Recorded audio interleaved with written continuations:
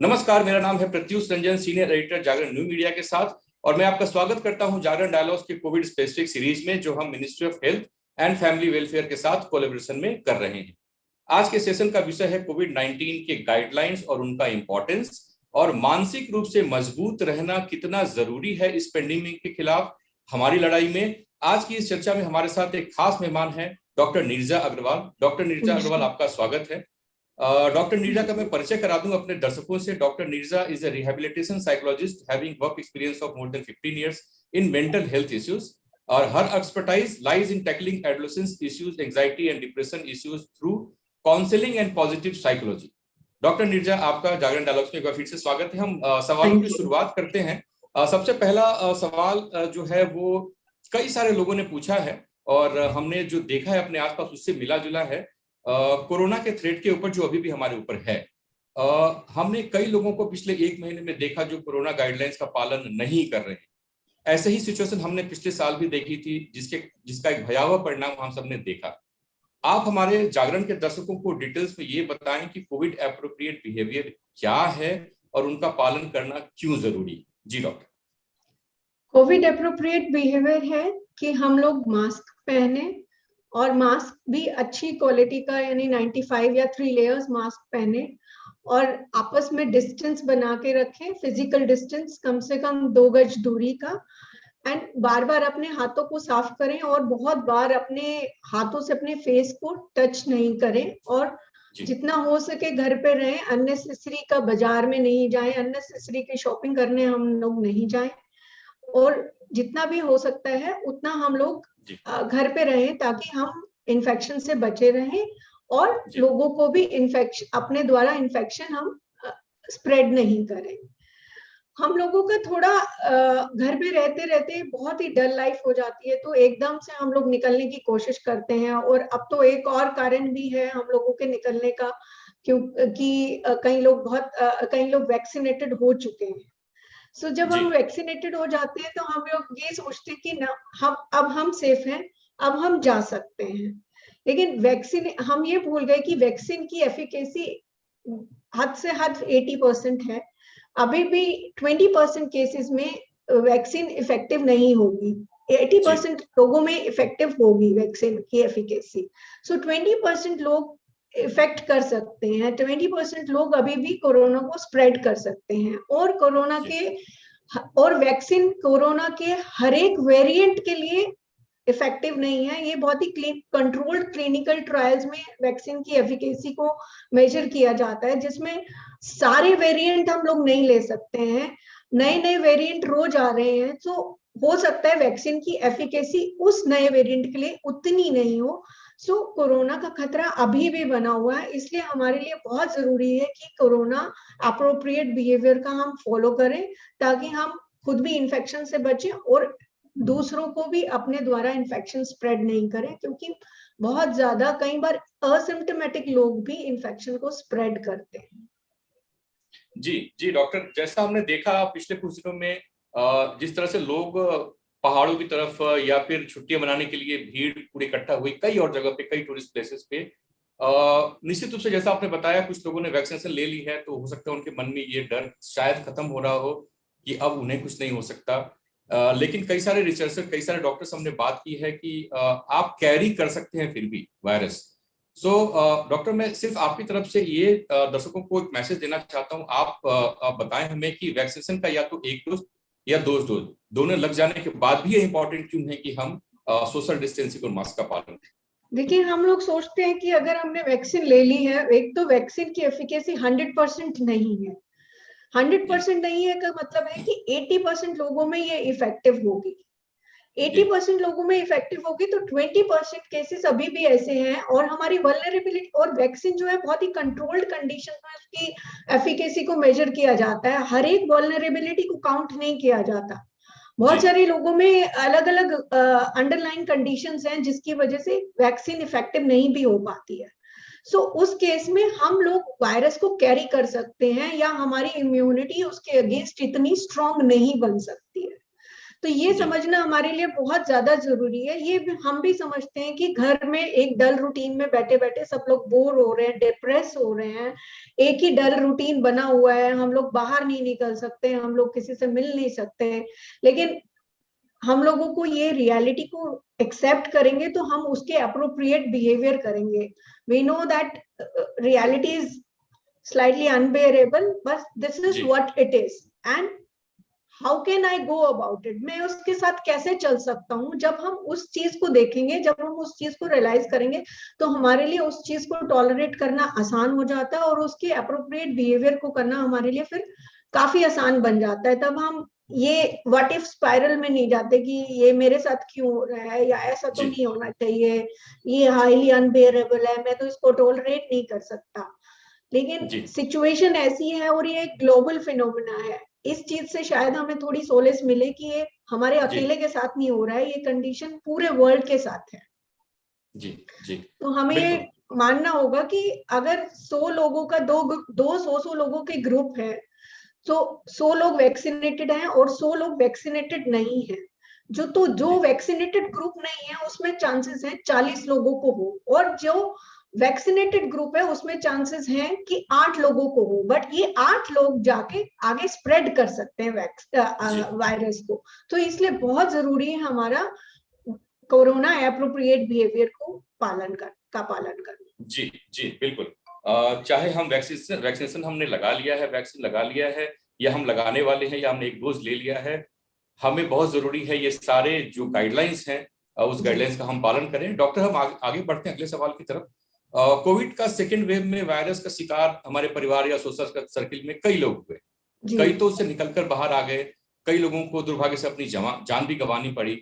माहौल ऐसा था जिससे हम सब एक तनाव की स्थिति में आ गए थे। Is this coronavirus pandemic affecting our mental health, या हमारे मेंटल हेल्थ को अफेक्ट कर रहा है? ऐसे निराशा के माहौल में हम क्या करें? जी बिल्कुल, कोरोना पेंडेमिक हमारी मेंटल हेल्थ को बहुत ज्यादा इफेक्ट कर रहा है। हम लोगों के जब भी कोई अनसर्टेनिटी होती है तो हमारी एंजाइटी बढ़ जाती है, और ये तो पूरा माहौल ही बेहद अनसर्टेनिटी का है। हमें ये नहीं पता कि कोरोना वायरस कब तक, कोरोना का ये पेंडेमिक कब तक चलेगा और कितना सिवियर हो जाएगा, और कौन कौन से इसके वेरिएंट आएंगे, और हमारे पास उसके अप्रोप्रिएट रिसोर्सेज भी हैं या नहीं है। और जब ये अगर मुझे हो जाएगा तो मेरे पास उसके लिए मैं क्या हॉस्पिटल मुझे मिल पाएगा या बेड मिल पाएगा, जैसा कि हमने पिछले पेंडेमिक में देखा, क्या मेरे पास एफिशिएंट रिसोर्सेज होंगे, या अगर मेरे किसी लव्ड वन की या किसी प्रियजन की वल्नरेबिलिटी फैक्टर ज्यादा है, उसको डायबिटिक है या और कोई इश्यूज है, तो उस केस में उसका वैक्सीन लेने के बाद भी वैक्सीन उसके लिए कितनी इफेक्टिव होगी या नहीं होगी, या कितनी % इफेक्टिव रहेगी, वो बहुत सारे हमारे मन में सवाल हैं और बहुत सारी अनसर्टेनिटी है। तो इन अनसर्टेनिटीज में हमारी एंजाइटी बेहद बढ़ रही है। एंजाइटी वैसे तो एक बहुत ही अडॉप्टिव फिनोमेना है, ये हमें रियल डेंजर के अगेंस्ट तैयार होने में मदद करता है। बट ये फॉल्टी तब हो जाती है हमारी एंजाइटी जब हम रियल पर परसीव्ड और इमेजिन डेंजर को भी काउंट करने लगते हैं, और ये अब हम रियल डेंजर में तो है ही, और हमने उसको परसीव्ड या imagine danger, what if scenario में क्या होगा, अगर ऐसा हो गया तो क्या होगा, अगर ऐसा होगा तो क्या होगा, उसको सोच सोच के हमने अपनी मेंटल हेल्थ काफी इफेक्टिव हुई है। हमारा जैसे कि मल्टीपल डेथ्स हुई हैं, उस चीज से काफी डिप्रेशन भी है। हम लोग एक वो जो हमारे यहाँ पे एक कलेक्टिव मॉर्निंग का सिस्टम था, सब लोग बैठते थे, मिल के बात करते थे, उस प्रोसेस को डील करते थे, 12-13 दिन परिवार के सभी सदस्य इकट्ठे होते थे, वो सब नहीं हो पा रहा है। तो हमारा ग्रीफ भी बहुत ज्यादा कॉम्प्लिकेटेड हो गया है, सुसाइड रेट्स बढ़ रही हैं, एंजाइटी बहुत ही ज्यादा बढ़ गई है, और कई मामलों में ओसीडी जो होता है कंपल्सिव, हाईली कंपल्सिव बिहेवियर की। एंजाइटी क्या करती है, एंजाइटी जब हम बहुत ज्यादा एंग्शियस हो जाते हैं तो हम बात बात पे बहुत एंग्शियस होने लगते हैं, और अगर वो खतरा टल भी रहा है, या खतरा तो एक रियल खतरा तो बना ही हुआ है, लेकिन हम उसको जोड़ते और ज्यादा 2+2 4 करते 2+2 हम लोग 22 करते चले जाते हैं, सिनेरियोस बनाते चले जाते हैं, ये होगा तो ये होगा, तो कॉम्प्लिकेट करते चले जाते हैं। एंजाइटी है, डिप्रेशन है, ओसीडी है कि एंजाइटी हमें बहुत ज्यादा कंट्रोलिंग बना देती है। हम लोग वो चीज भी कंट्रोल करने की कोशिश करते हैं जो हमारे कंट्रोल से बाहर है। तो बार बार जरूरत से ज्यादा हाथ धोना या जरूरत से ज्यादा न्यूज चेक करना, और न्यूज चेक करने में हम ये भूल जाते हैं कि हम रिलायबल सोर्सेज से न्यूज ले रहे हैं या अनरिलायबल सोर्सेज से न्यूज ले रहे हैं। बार बार टीवी न्यूज पे ही बने रहना, तो ओसीडी भी बहुत ज्यादा बढ़ रही है, और मूड डिसऑर्डर्स बहुत हो रहे हैं क्योंकि लोग घर में ही बैठे हैं। लोगों का रूटीन में एक वैरायटी नहीं है, जो पहले जाके शेयरिंग हो जाती थी या आउटिंग्स हो जाती थी वो नहीं है। तो उस चक्कर में मूड डिसऑर्डर्स हो रहे हैं, हम लोगों को डिप्रेशन भी हो रहा है। जी जी डॉक्टर, अगर कोरोना से पहले किसी को पहले से ही ऐसे सिचुएशन का सामना कर रहा हो, किसी भी कारण से मेंटल डिसऑर्डर्स हो किसी एक लेवल तक, तो क्या वैसे लोग अभी हायर रिस्क साइड पे थे? ऐसे केसेस आपने देखे हैं पिछले 6-8 महीने में? जी बिल्कुल, ऐसे केसेस में क्या होता है कि हमारी वैक्सीन के साथ साथ हमारी इम्यूनिटी बहुत ज्यादा हमको हेल्प करती है किसी भी डिजीज से लड़ने के लिए। और जब हमारी एक underline pre existing mental condition है तो हमारी इम्यूनिटी को वो डैम्पन कर देता है, कम कर देता है। जैसे कि मुझे अभी तक मुझे बहुत ठीक से याद है, मेरी एक क्लाइंट थी, उसने अपनी मदर का केस बताया कि उसकी मदर को एंजाइटी के बहुत ज्यादा इश्यूज थे, और कोरोना हो गया उनको अप्रोप्रिएट बेड भी मिल गया और ठीक से इलाज हो रहा था, लेकिन उनका ऑक्सीजन लेवल नीचे जा रहा था। तो क्योंकि एंजाइटी थी, वो अपनी एंजाइटी को कंट्रोल नहीं कर पाई, और उनको डॉक्टर्स बराबर बोल रहे थे, फैमिली पूरी वीडियो कॉल पे थी कि मॉम आप ज्यादा एंग्शियस मत हो, आप बस डीप ब्रेथ करो, आप बस डीप ब्रेथ करो, लेकिन वो नहीं कर पाई और उनकी डेथ हो गई। उस क्लाइंट ने मुझे ये बताया कि उसकी मदर को कोरोना ने नहीं मारा बट एंजाइटी ने मारा है, क्योंकि एंजाइटी की वजह से वो अप्रोप्रिएट मेजर्स नहीं ले पाई कि इन स्पाइट ऑफ कि उनको पूरी मेडिकल हेल्प मिली हुई थी। तो इस तरीके से हमारी प्री एग्जिस्टिंग कंडीशन हमारी इम्यूनिटी को बहुत ज्यादा डैम्पन कर देती है, हमें इफेक्टिव मेजर्स नहीं लेने देती। इस सेंस में ये बहुत ज्यादा सिवियरिटी को हमारे बढ़ा देती है। जी डॉक्टर नीरजा, कौन से वो हेल्दी वेज हैं जिससे हम स्ट्रेस, एंजाइटी, डिप्रेशन आदि का सामना करें और उनसे लड़ाई लड़े, उससे जीत कर हम आगे बढ़े? कौन से वो हेल्दी वेज हो सकते हैं? सबसे पहले तो मैं ये कहूंगी कि focus on what you can control, क्योंकि हमारी लड़ाई एक बहुत ही अनसर्टेनिटी के साथ है, और वैसे कोरोना ने उस अनसर्टेनिटी को बहुत ही ऑब्वियस कर दिया है कि बहुत ही हमें साफ दिखता है कि लाइफ में बहुत अनसर्टेनिटी है। कोरोना के अलावा भी लाइफ में बहुत ज्यादा अनसर्टेनिटी है, हम लाइफ में हर फैक्टर को कंट्रोल नहीं कर सकते, तो हमें अपनी एनर्जी को वहां कॉन्सेंट्रेट करना है जिस चीज को हम कंट्रोल कर सकते हैं।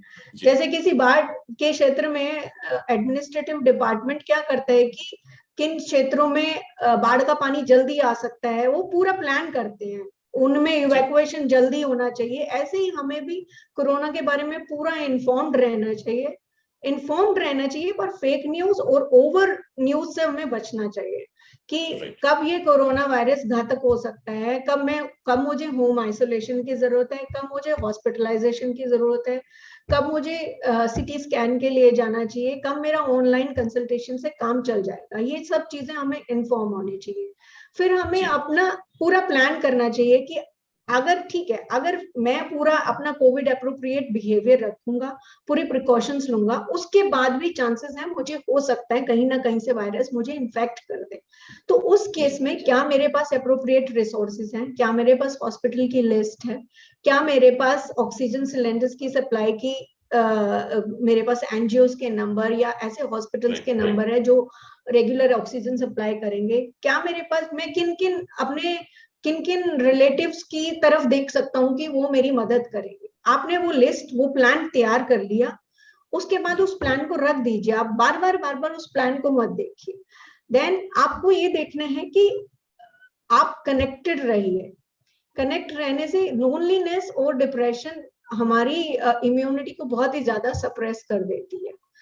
आप ठीक है, फिजिकल डिस्टेंस है पर इमोशनल डिस्टेंस नहीं होगा। आप through video calls, through zoom meeting आप कनेक्टेड रहिए अपने रिलेटिव्स से, आप कॉन्शियसली एफर्ट कीजिए कि उनसे कनेक्ट करने का, अपने आस पड़ोस के लोगों से उनसे बात कीजिए और कनेक्टेड रहिए, और stay away from negative people, because negativity बहुत ही कंटेजियस हो जाती है, वो आपको नेगेटिव स्पाइरल में ले आती है। और आपको ये देखना है कि आप अपनी इम्यूनिटी कैसे बढ़ा सकते हैं। आपकी लाइफ में स्ट्रक्चर होना बहुत ज्यादा जरूरी है। अब हम ऑफिस नहीं जा रहे हैं तो सारा दिन घर पे हैं, तो हमारी घर पे रूटीन नहीं बन पा रहा है। आपको कॉन्शियसली उस रूटीन को क्रिएट करना है। आपको एक्सरसाइज अपनी रेगुलर करनी है, because exercise is a great anxiolytic. उससे ज्यादा बड़ा एंटी एंजाइटी की टैबलेट नहीं हो सकती एक्सरसाइज से। एक्सरसाइज क्या होती है कि हमारा ब्रेन दो चीजों को एक साथ नहीं देख पाता। आप उस व्हाट इफ सिनेरियो में जाएंगे ही नहीं अगर आप एक्सरसाइज करेंगे। एक तो आप उस नेगेटिव स्पाइरल से कट गए, दूसरा कि एक्सरसाइज हमें बताती है कि आप उस एंजाइटी को क्रिएट भी कर सकते हो और आप उस एंजाइटी को कंट्रोल भी कर सकते हो। ऐसा नहीं है, बिल्कुल ऑटोमेटिक नहीं है आपकी एंजाइटी। तो एक्सरसाइज कीजिए। उसमें मैं कहूंगी कि हमारा प्राणायाम पे ज्यादा स्ट्रेस रहेगा कि मकारा Om chanting with stress on मकारा एंड भ्रामरी प्राणायाम। बिकॉज एक रिसर्च आई थी कि नाइट्रिक ऑक्साइड बहुत ज्यादा हेल्प करती है कोरोना वायरस में, कि ये हार्ट की ब्लॉकेजेस को दूर करती है। तो ये एक रिसर्च मकारा से और भ्रामरी प्राणायाम से इंडिजिनस नाइट्रिक ऑक्साइड प्रोड्यूस होती है। अनुलोम विलोम से हमारा left and right brain balance होता है। लेफ्ट ब्रेन को आदत है बहुत ज्यादा डिफेंसिव है, एंजाइटी क्रिएट कर, तो उससे बैलेंस हो जाता है। एंड डीप ब्रीदिंग कीजिए। डीप ब्रीदिंग करने से आप रिलैक्स और एडजस्टेड महसूस करते हैं। 2 मिनट्स की डीप ब्रीदिंग होनी चाहिए आपकी, एटलीस्ट 2 मिनट्स की, ताकि आपका ब्रेन काम डाउन हो सके। डीप ब्रीदिंग की प्रोग्रेसिव मसल रिलैक्सेशन होती है, लाइक टो से लेके आप हेड तक अपनी मसल्स को पहले कॉन्ट्रैक्ट कीजिए एंड देन रिलैक्स कीजिए, and you feel intense relaxation. Because जब आप कॉन्ट्रैक्ट करने के बाद रिलैक्स करते हैं तो आपको इंटेंसिव रिलैक्सेशन मिलती है। ये तो रही आपकी एक्सरसाइज की बात की ये आपको रेगुलर करनी है। बिकॉज जब आप एंशियस हो जाएंगे तो अच्छे से अच्छा एक्सपर्ट भी, अच्छे से अच्छा बैलेंस्ड आदमी भी एंजाइटी में उस चीज को कंट्रोल नहीं कर पाता। इसलिए ये सब चीजें आपकी दिनचर्या का हिस्सा होनी चाहिए। जी। आपके अगर स्ट्रक्चर रहेगा तो आप उस चीज को जल्दी से जब भी एंशियस होंगे तो आप इन चीजों की तरफ मुड़ेंगे। और अपनी स्लीप को रेगुलेट कीजिए। आपकी अच्छी स्लीप ब्रेन की इफेक्टिव फंक्शनिंग के लिए अच्छी स्लीप होना बहुत ज्यादा जरूरी है। अगर आपकी स्लीप अच्छी होगी तो आप अच्छे डिसीजंस लेंगे, काम वे से अपना काम करेंगे।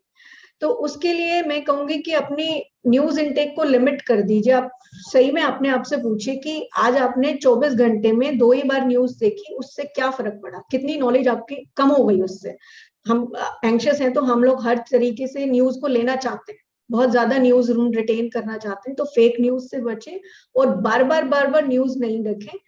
और स्पेशली सोने से पहले आप अपनी न्यूज इनटेक को कम कर दें, ताकि आप अच्छी नींद लें। और सोने से पहले आप एक कोई स्पिरिचुअल चैंट या फिर वार्म वाटर में या फिर आप नहा के सोइए, तो सो दैट आप रिलैक्स्ड रहें। अगर फिर भी आपको नींद नहीं आ रही, बिकॉज काफी नींद हम लोगों की डिस्टर्ब हो गई है, माहौल ऐसा है, फिर भी नींद नहीं आ रही, तो आप उठें और कुछ लाइट सा पढ़ लें। अपने बेड को सिर्फ सोने के लिए यूज करें। एंड हो सके जितना हो सके लोगों की हेल्प करें, because oxytocin feel good hormone उससे प्रोड्यूस होता है। आप बहुत तरीके से हेल्प कर सकते हैं। हॉस्पिटल ढूंढने में मदद कर सकते हैं, किसी को मेडिसिन सप्लाई कर सकते हैं, किसी को खाना सप्लाई कर सकते हैं, ग्रोसरी सप्लाई कर सकते हैं। सो वॉलंटियरिंग कीजिए जितना हो सके और अनसर्टेनिटी को पूरा जी बहुत ही इम्पोर्टेंट बात बताई आपने। मुझे बिल्कुल विश्वास है कि जागरण के दर्शकों को ये सारी जानकारी जो है बहुत ही फायदेमंद लगेंगी। अगला सवाल डॉक्टर है वो हम सब के लिए जानना जरूरी है। अगर किसी के सामने किसी दूसरे इंसान को, किसी दूसरे पर्सन को डिप्रेशन अटैक हो जाए या एंजाइटी अटैक हो जाए, उस समय उस सिचुएशन को कंट्रोल करने के लिए तुरंत क्या कदम उठाने चाहिए जो इंसान उसके सामने। जी डॉक्टर। आप पैनिक अटैक की बात कर रहे हैं? जी सो ये आपने बहुत ही इंपॉर्टेंट क्वेश्चन पूछा, क्योंकि ये आजकल बहुत ज्यादा देखने को मिल रहा है। सबसे पहले तो हमें समझना चाहिए कि पैनिक अटैक है क्या। It's a state of heightened anxiety, जब आपकी एंजाइटी बहुत ज्यादा पीक पे चली गई है। और इस केस में क्या होता है कि हमें एक फीलिंग ऑफ डूम, कि भाई बहुत कुछ बुरा मेरे साथ होने वाला है और बहुत जोर से हार्ट बीट होने लगती है हमारा जी हाथ और हमारा हार्ट दर्द करने लगता है, ऐसा में हमें लगता है। और मसल्स कॉन्ट्रैक्ट कर जाती हैं बुरी तरीके से, पसीना आता है और टिंगलिंग सी सेंसेशन, कई बार कंफ्यूजन हो जाता है। ये सारी एक्चुअली एंजाइटी, फाइट और फ्लाइट मोड बहुत ज्यादा एक्सेस से हम चले गए, ये सारा फाइट और फ्लाइट जी मैकेनिज्म है जो ये आपके साथ हो रहा है। फाइट और फ्लाइट मैकेनिज्म बहुत ही ज्यादा एडाप्टिव है, क्योंकि उससे हमारी बॉडी उस डेंजर के लिए तैयार होती थी। लेकिन अब क्या है कि क्योंकि ये किसी ना किसी स्ट्रेस, लेकिन अब क्या हो रहा है कि ये हम रियल डेंजर की बजाय इमेजिन डेंजर से भी हम उस फाइट और फ्लाइट मोड में जा रहे हैं। जी तो क्या हो रहा है कि आपको ये समझना है कि ये सिचुएशन थ्रेटनिंग है पर बहुत ज्यादा डेंजरस नहीं है। सो आपको पैनिक देखना है कि पैनिक एक्चुअली अटैक बस आपकी एंजाइटी है एंड नथिंग एल्स। लोगों को ऐसे लगता है मुझे हार्ट अटैक होने वाला है, लेकिन हार्ट अटैक एक बहुत ही डिफरेंट कंडीशन है। पैनिक अटैक 5 से 10 मिनट में आपको पीक इंटेंसिटी तक पहुंचता है, कि आपको ये पहले भी हुआ है ताकि उसको ध्यान आ जाए कि ये टेम्पररी है, ये जी चला जाएगा, मेरे साथ पहले भी हो चुका है। और उसको याद दिलाएं कि ये टेम्पररी फिनोमेना है, situation is danger threatening but dangerous नहीं है, ये एंजाइटी है जी आपकी।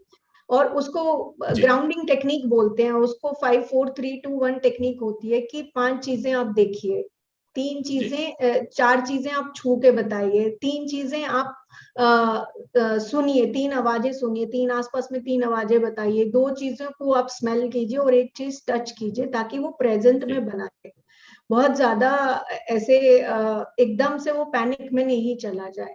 उसको हो जी सके तो बैकवर्ड काउंटिंग करवाइए, या फिर उसको पूछिए आप किसके साथ आए हैं, कौन है आपके साथ। अगर आपका कोई फ्रेंड है तो उसको बताइए कि थोड़ी इंटरेस्टिंग बात में उसको लगाइए। तो इस तरीके से आप उसको कंफर्टेबल फील कराइए, ये इट विल गो अवे। और अगर आप जितनी ज्यादा कंडीशनिंग, आपका सबसे पहले काम रहना बहुत जरूरी है, आपको पैनिक को समझना बहुत जरूरी है कि ये हार्ट अटैक जी नहीं, ये पैनिक अटैक है और ये 5 से 10 मिनट में चला जाता है।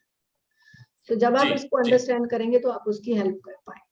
अगर 20 जी मिनट्स में वो बिल्कुल कंडीशन ठीक नहीं होती तो आप फिर डॉक्टर को कांटेक्ट कीजिए। जी डॉक्टर, अगर कोई व्यक्ति हाई लेवल स्ट्रेस में आकर सुसाइड की बात करने लगे, जब कोई उसके आसपास हो तो उसे क्या करना चाहिए, या जब वो व्यक्ति उससे दूर हो और डिजिटल कम्युनिकेशन के थ्रू बात हो रही हो, तो उस केस में इमीडिएटली क्या स्टेप्स लेने बहुत जरूरी है, क्या लेनी चाहिए तुरंत? जी डॉक्टर। अगर कोई व्यक्ति सुसाइड की बात कर रहा है तो मैं ये कहूंगी कि उसको लाइटली बिल्कुल नहीं लेना चाहिए आपको, और उससे बात करना चाहिए और उससे डायरेक्ट क्वेश्चन पूछना चाहिए। कभी कई कई बार हम सोचते नहीं डायरेक्ट क्वेश्चन पूछेंगे तो कहीं हम उसको प्रमोट तो नहीं कर रहे, हम उसकी जी उस टेंडेंसी को बढ़ा तो नहीं रही। नहीं, ऐसा बिल्कुल नहीं है। ये हमारा एक भ्रम है कि अगर हम उससे डायरेक्ट क्वेश्चन पूछेंगे तो हम उसकी टेंडेंसी को जी प्रमोट कर रहे हैं। आपको जी उसको पूछना है कि वो क्या सोच रहा है, क्या वो अपनी लाइफ अपनी क्या वो ऐसा सोच रहा है इस जीवन का अंत कर दे। वो कह तो रहा ही है आपको, फिर भी आप पूछिए उससे, और उसने क्या सोचा है कि कैसे अंत करना चाहता है, ताकि वो जी बताए आपको कि उसके पास क्या है, ऐसा क्या प्लान है उसका, उसका कुछ टाइम फ्रेम है। ये बहुत ही डायरेक्ट क्वेश्चन है, लोग हेजिटेट करते जी हैं बट पूछने चाहिए ताकि आपको पता चल सके। अगर आप उसके पास हैं तो उसे थोड़ा मूव कराइए, थोड़ा सैर पे ले जाइए, आप उससे बात करते करते आपको बोलिए थोड़ा सा मेरे साथ चलो, मेरे साथ जी बात करो, और उसको बात करने में लगाइए और उससे पूछिए कि ऐसा फील कर रहा है। कई लोग सोल्यूशन देने लगते हैं, सोल्यूशन नहीं देना है आपको उस वक्त, वो उस स्थिति में नहीं है, बहुत ही ज्यादा ऐसा फील कर रहा है कि सुसाइड ही उसकी सारी प्रॉब्लम का हल है।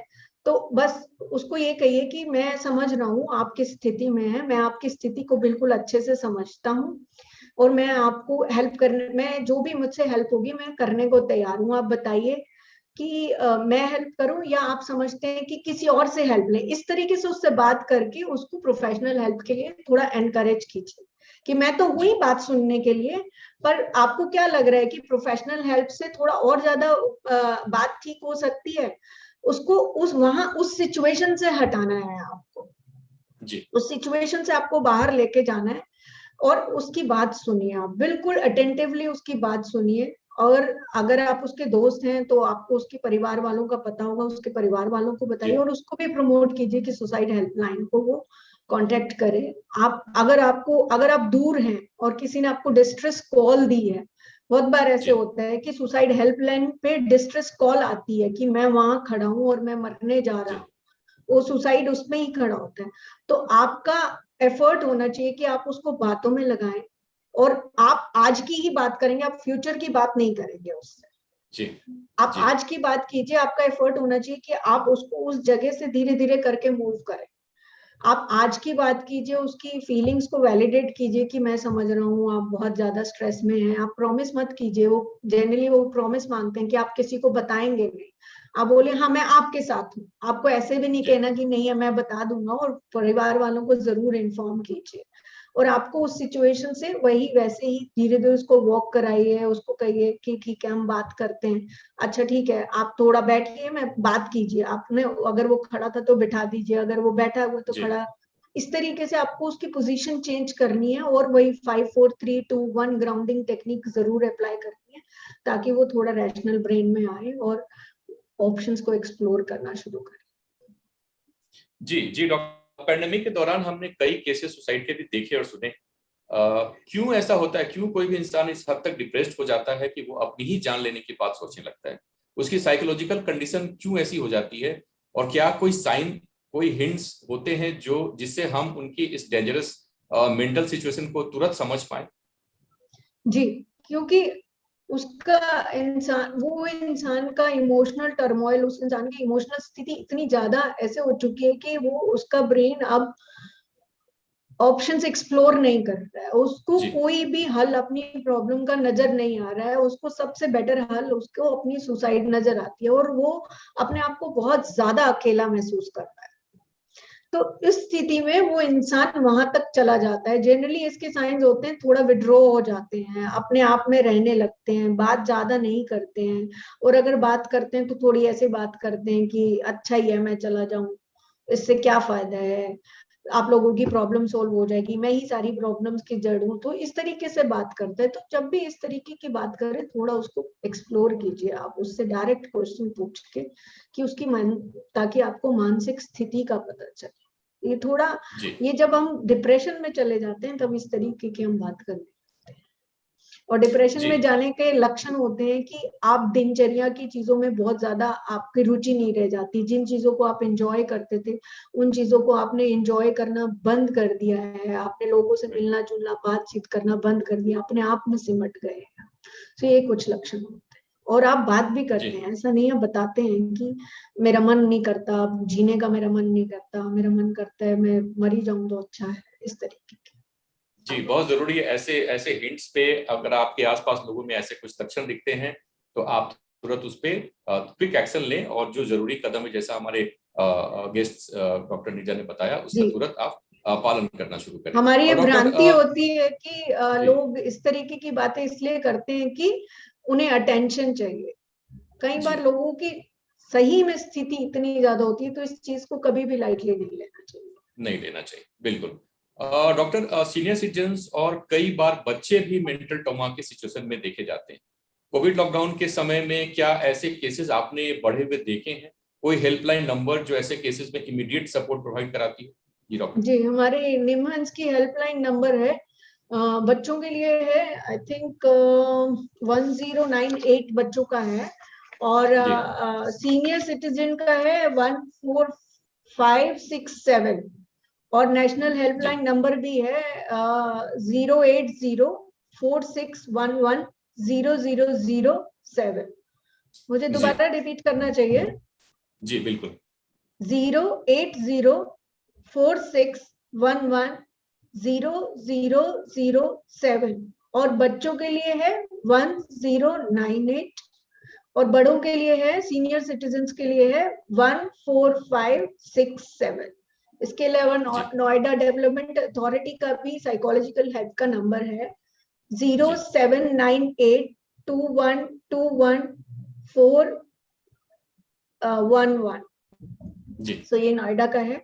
सो सुसाइड हेल्पलाइन भी दिल्ली में 3 है, स्नेही है, जी, संजीवनी है, और आई थिंक सुमैत्री है। तो ऐसा है। और बहुत सारे केसेस देखे गए हैं, बच्चों में बहुत अटेंशन डेफिसिट बढ़ गया है, क्योंकि स्क्रीन टाइम बढ़ गया है, बच्चे children are craving for attention, तो डिफाइंस भी बढ़ गया। आप कुछ बोलो, पेरेंट्स कुछ बोले तो उल्टे उल्टे जवाब देते हैं, थोड़ी एंगर आउटबर्स्ट बढ़ गई है, एग्रेसिवनेस बढ़ गई है, थोड़ा सा वायलेंट बिहेवियर शो करते हैं बच्चे। तो all these our attention seeking behaviours. आप थोड़ा अटेंशन प्रोवाइड कीजिए और थोड़ा स्क्रीन टाइम लिमिट करके उनके साथ टाइम स्पेंड करने की आप कोशिश कीजिए। सीनियर सिटीजन्स बहुत ही हेल्पलेस और अकेला महसूस कर रहे हैं। एक तो ऑनलाइन का उनको बहुत ज्यादा ऑनलाइन से डील नहीं करना आता, ऑनलाइन शॉपिंग नहीं करनी आती, तो नेसेसरी चीजों को मंगवाने को भी। दूसरा, लोग अपनी ही चिंताओं में इतने घिरे हुए हैं कि उनकी तरफ उनकी चिंताओं का किसी को ध्यान नहीं है, वो ज्यादा लोग किसी से शेयर नहीं कर पाते हैं। तो हो सके तो उनके साथ जरूर फैमिली टाइम स्पेंड करें। अगर आपके पास पड़ोस में भी है तो जानबूझ के आप एक टाइम निकालिए ताकि उनसे बातचीत कीजिए और उनको थोड़ा ऑनलाइन ग्रोसरी में, ऑनलाइन मेडिसिन में आप थोड़ा हेल्प कीजिए। काफी इस तरीके के केसेस देखने को मिल रहे हैं क्योंकि एंजाइटी हम रिजॉल्व नहीं कर पा रहे। जी उनको डॉक्टर सुनिए अंतिम, तो बहुत ज्यादा तक रिजॉल्व कर पाए। जी डॉक्टर अंतिम 2 सवाल। घर के अर्निंग मेंबर जिस पर ऐसे पेंडेमिक ने सबसे ज्यादा असर छोड़ा है, जो शायद घर वालों को भी ना दिख पाता है कई सारे केसेस पे, उस पे घर से बाहर जाने का खतरा है, घर चलाने के लिए कमाई भी करना है, उसका भी प्रेशर है, और वैसे लोग बहुत ज्यादा अपनी फीलिंग्स को एक्सप्रेस नहीं कर पाते कई बार। ऐसे सिचुएशन को कैसे डील किया जाए, कैसे समझा जाए?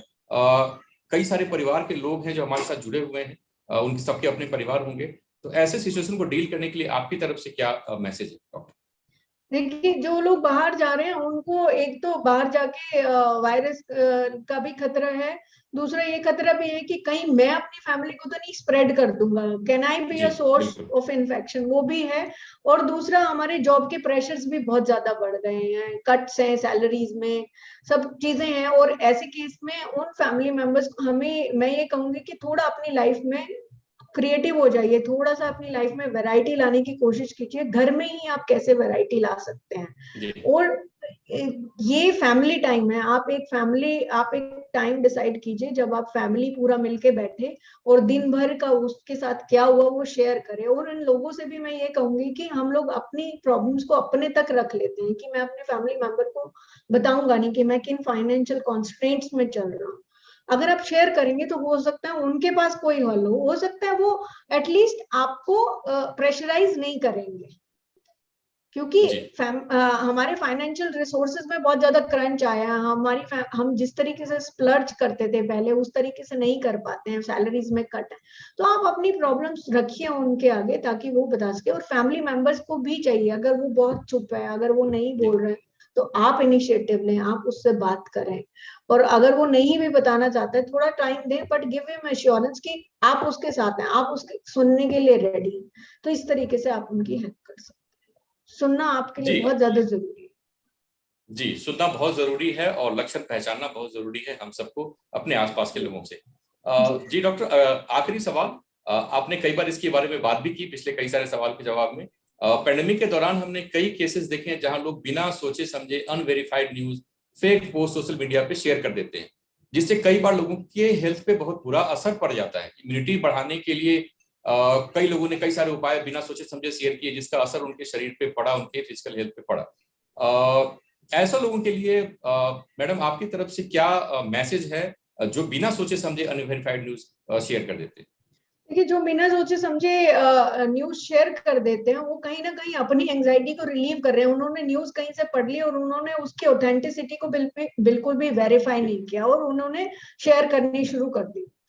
तो ऐसे लोगों को मैं यही कहूंगी कि आपको नहीं पता, आपने हो सकता है आपने बहुत ही जेन्युइन इंटेंशन में वो शेयर की हो, बट आप लोगों को नहीं पता कि किसी की एंजाइटी लेवल पहले से ही बहुत ज्यादा हाई है, वो कहां तक सोच गया आपकी इस फेक न्यूज पे।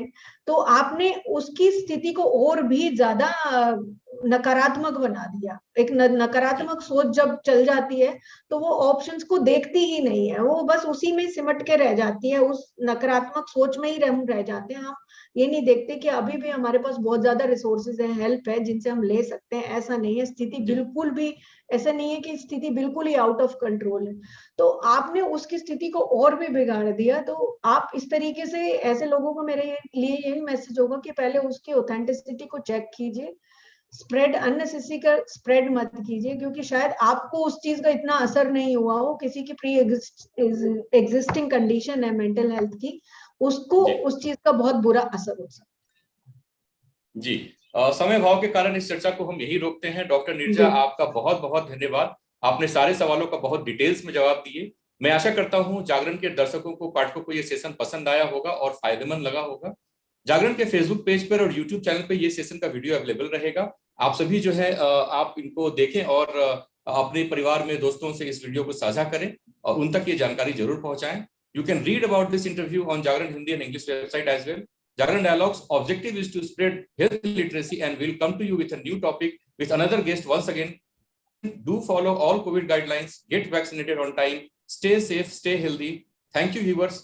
Thank you, Dr. Nirja, once again.